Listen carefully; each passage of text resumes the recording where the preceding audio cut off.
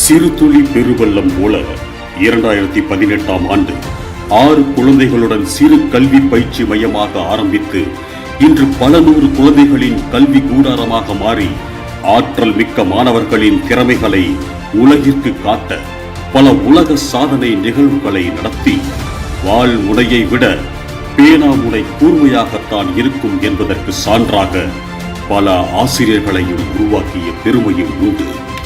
ஒரு விதையில் உருவாக்கிய மரம் இன்று பல கிளைகளை உருவாக்கிக் கொண்டிருக்கும் கல்வி பயிற்சி நிறுவனம் மாயா அகாடமி சென்னை.